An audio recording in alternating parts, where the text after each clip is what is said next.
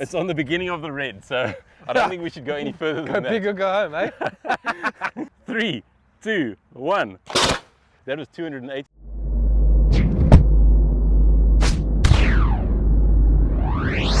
Hey chaps, welcome back to another episode of Burton Builds. Woo! Yeah! This is quite an exciting episode. This is my golf ball machine gun. Finally made it. I'm pretty excited about this. It started, the idea actually started when I made my first t-shirt cannon. It's like an air-powered t-shirt cannon, and we were kind of putting some projectiles, if you want to call them that, sticking anything we could down the barrel, and found out that golf balls fitted in the barrel pretty damn well. So, like just literally normal golf balls. So that's when I had the idea, maybe I can make a paintball style gun that shoots golf balls, really. And then, yeah, as we started developing the project, well, we as in like myself, I wanted to turn it into more of a rifle or a machine gun. Now, I call it a machine gun because, well, it's a semi-automatic machine gun, not fully automatic yet, but pretty easy to make fully automatic. But so far it's semi-automatic, and you load 8 golf balls into it. They go into this here. This is the magazine. So you load 8 balls into there, and then you fire it literally just by pulling the trigger. 1, 2, 3, 4, 5, 6, 7, 8, and it shoots all of those golf balls out. Pretty damn strong. Had a little bit of a mishap, as you're gonna see is gonna come up in the video. While we were testing, yeah, things got a little bit out of hand in the garage. So let's just say I won't be firing any golf balls out of this gun in the garage again. But before we actually look at the video or how, how it works, let's just have a look at how I built it. I'm sure maybe some of you are interested, and if you want to build one of these at home, then you'll have some tips and tricks. Although this is done at your own risk, be careful, this is quite a dangerous item if you don't know what you're doing. High pressure air is really dangerous. So let's get started. Okay, so yeah, I'm turning the T-piece for the barrel. We had to modify it slightly. That's to make the breech to load the balls. This is turning it some more and some more. There's me, that's down by the lathe there. And this is turning the actual breech piston. We needed it to be pretty accurate. That's drilling, if nobody knew that. It's quite a nice white stuff coming out there.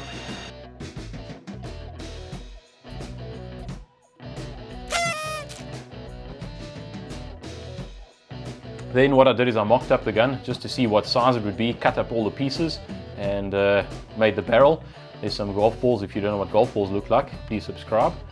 Then what I did is I took some glue and basically just glued the entire thing together. So first thing we started doing was just cleaning it with, I think it's acetate or acetone or one of those things. Just cleaned all the pipes, all the fittings where they're going to be glued, and then shook the glue up, as you can see. Glued it all together, put glue on both sides, pressed it together, held it in, turned it 90 degrees just to make sure we get a proper seal. Just to remember that this stuff does take, I think it's PN 16 rated, so it's rated to 16 bars, and just to make sure that everything does work, the glue had to be done really properly. I did leave it for 24 hours to dry before I pressurized it. That is just for safety. I would recommend that you guys do that whenever you're gluing this type of thing. Don't pressurize it straight away. So this is the I don't know, what do you call it, the part, the barrel. There, I'm pushing it in there, and the bottom part now is the part where it stores all of the air for the barrel. It's good to go. This is the trigger mechanism. This is a mechanism from the old gun that I'm using. This is not what we use now, but just for test purposes, this is what I used. There's quite a big shifting spanner, and that's the top of a fire extinguisher. Crystal violet, that's CH25H30. Here I'm drilling some holes. That's in the breech. You can see I'm making it bigger there just to let air through. Looks nice and pretty. Turned out quite nicely. This was the first idea that I had, to have it automatically loading with a piston. Now this little seal here is the actual valve that lets out all of the pressure. That's a little 3mm threaded bar. That's some springs out of a pen. I kind of put it together and was hoping that when the piston or when the main seal moved backwards, that it would pull the breech backwards and the spring would give it a little bit of just a cushion. So there you can see it's working quite nicely. That's looking down into the barrel where the piston goes in. Yeah, this design, I can tell you now, it didn't work. When we fired it, it just moved those springs to pieces, gone, finished. That shifting spanner didn't fit, as you can clearly see there. That's the breech inside where the balls are going to go. These are the two plastic washers and the mechanism that I'm putting on the back. It's the valve mechanism, the trigger, if you want to call it that. And yeah, there's a golf ball. That's what it looks like in the breech. That's the paintball style. This is where I had the test fires in the garage, the misfires, and things got a little bit out of hand, as you're going to see shortly. 7 bars, which is like the maximum. This is quite stupid. I think we're gonna get hurt. Probably. Can I go out? Okay, 3, 2, 1. Oh shit.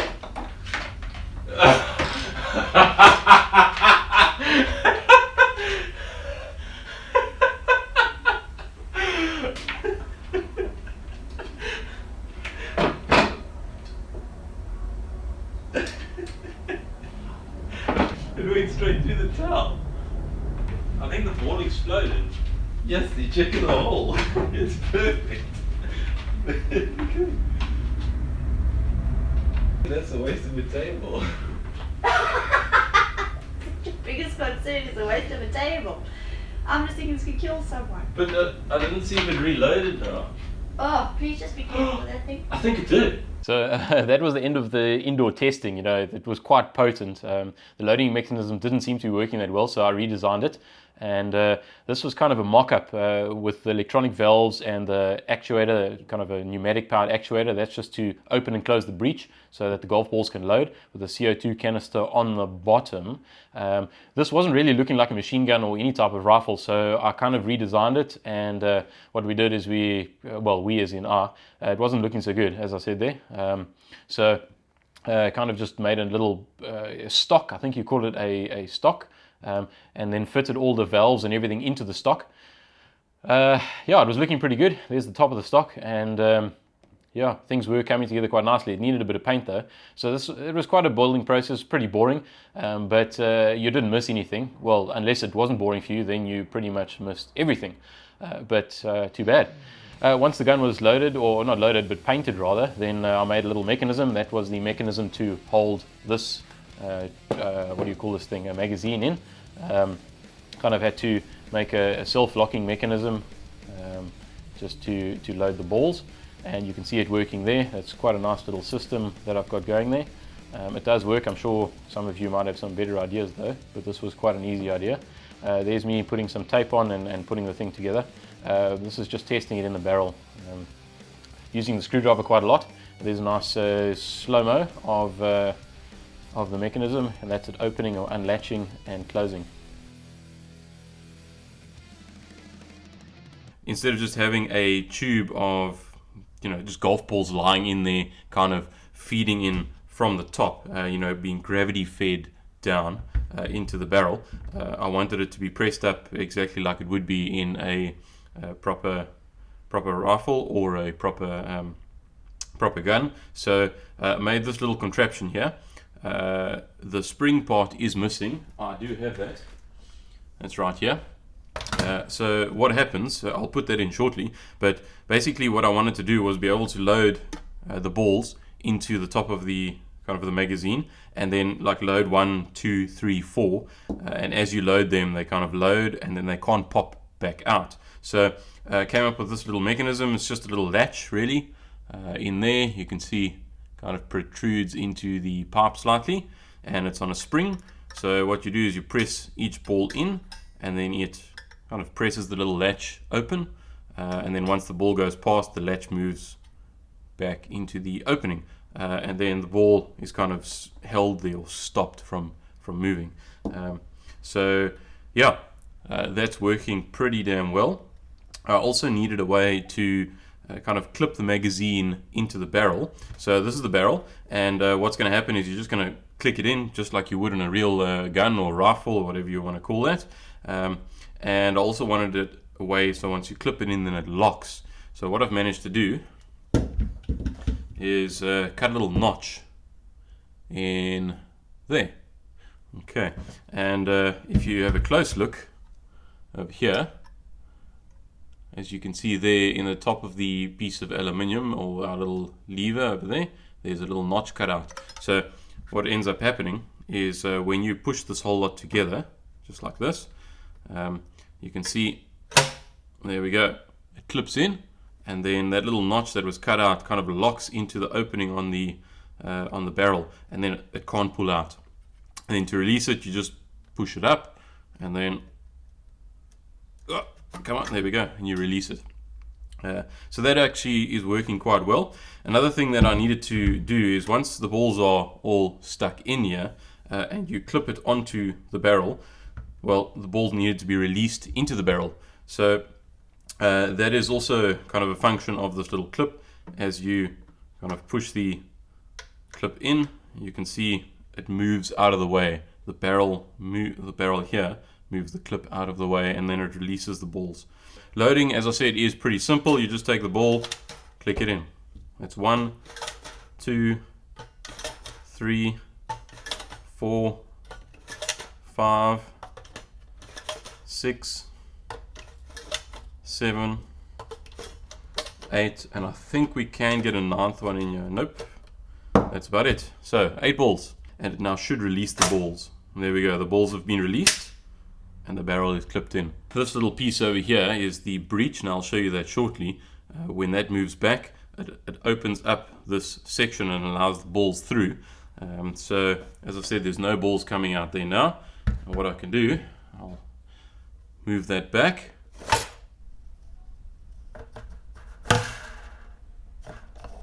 The first ball is in, and it's out. Let's try that again. Here we go. Pulling it back. The next ball is out. Pulling it back. The next ball is out. Pulling it back. The next ball is out. Just to get it off, you got to push this little lever again and pull it out.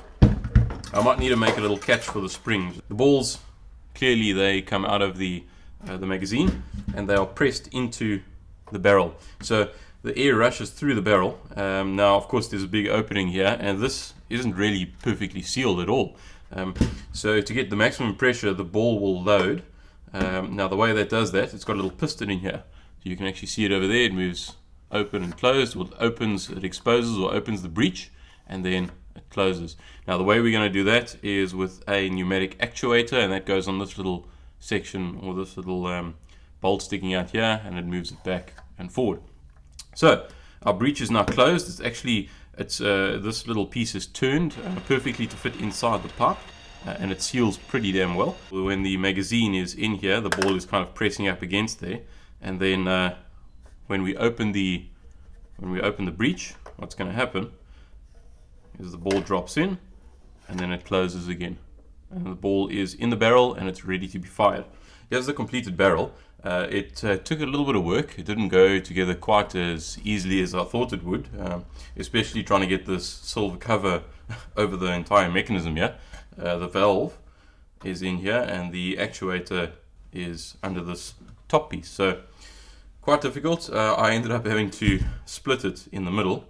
That's inside there. You can see in the front and the back, and I kind of had to cut the center section out. That was a small kind of support piece over here. It hasn't really made a difference to the look of the barrel, so I'm pretty happy about that. There are a couple of apprentice marks here. We'll sort those out once the gun is all together. So the way this system works, the way the balls are loaded into the barrel, it uses a breech with that piston, and of course the balls are in our magazine. The magazine clips in by pushing it in like that, and what ends up happening here is the breech over here is actuated by the piston, or by the actuator that's behind this cover. So in there it actuates, and it kind of opens up with air pressure, and then the ball is sprung into the barrel, and then it closes again, and then the ball is loaded into the barrel and is ready to be fired. So quite a simple design. It does work. It took a little bit of sort of thinking about how it's going to be done, and some modification in the top here to make sure that balls don't just slide out once they are loaded into the barrel. But that is all done, and theoretically it should work. I haven't tested this, so let's hope for the best. Now we have to get onto the I don't know, the main part, the handle section, the stock, I don't know, the air tank storage section together. That section is going to screw onto the front here, and yeah, then we should be ready for a couple of tests. What we have here is our storage tank and the valve mechanism, which is inside here. We've also got our, I believe it's called a stock. So this is where all of the internals, they're going to be inside there. The valve, well, this electronic valve just triggers the main valve. So we've got one of those with some other fittings. We do have a check valve. That's to feed air. Once it comes in, it feeds it down and into our storage. It's also feeding it to the back of our kind of pneumatic style valve that we've got sitting inside here. Some of the other things, just the filling tube, that's these two. It comes in and it goes into the actual gun like that, and then this other tube, this one is going to feed the forward actuator that's on the barrel. Our little, it's not quite 12 volts, it's 3 lithium ion 3.7 volt batteries, but they are all connected in series, and they are powerful enough to actuate these solenoids. One last thing that I decided to add is like a little gauge, basically just a little pressure gauge. It goes up to 15 bars. We're only going to be putting 7 bars in here, so we can see when the tank is charged. Some of the other things, just some screws. That's just to hold the two clamshells together of the stock here, and then the trigger. Our trigger is going to be this little push switch, and then some other little connectors, a little bit of wire. So yeah, I'm busy assembling the stock with all of the pneumatics and all of the connections in it. This took quite a while. It was quite fun actually. Once everything was painted, it was all looking quite nice. I needed to come up with actually a better mechanism of joining that outlet or the inlet into the gun, but that's all I could think of for now. But looking pretty good, and happy with the way it came out. Check out those hairy arms. Ooh.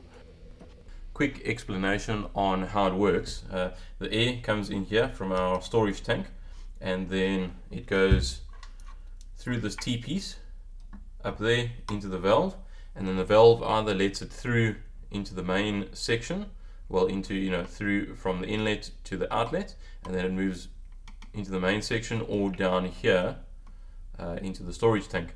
Then when the valve is actuated, so the solenoid, then what it does is it releases the pressure out of the exhaust port, which is over here. So yeah, air comes in, goes through into the main chamber, and then when you actuate the solenoid, it releases out the exhaust port. As for the remainder, this is a one-way valve, so once the air comes through and it fills up the chamber or our storage tank here, it can't actually flow back. That was exactly when my battery died on my camera.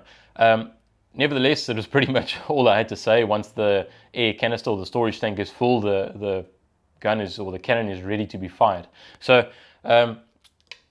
here it is. Like I said, I'm pretty happy with the way it came out. I've only dry fired this thing, other than the one time when it was semi in a you know, together state in the garage and things kind of went wrong. So I've only dry fired it a few times. I've been waiting for the challenge video. Now I've chatted to Nick again. That's the PGA golf professional coach that that we hit against in a couple of videos ago. So he's going to help me out with the challenge video, and we're going to go to the driving range once again and fire this thing in the big open space.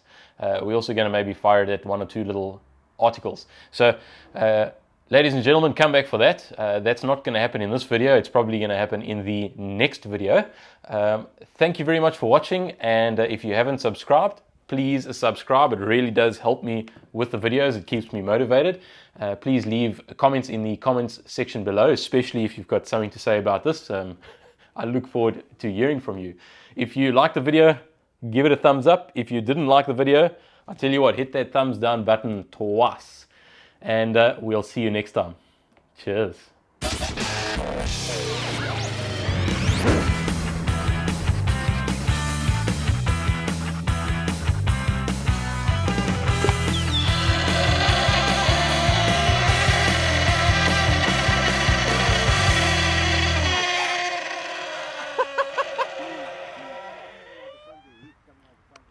Sorry, guys.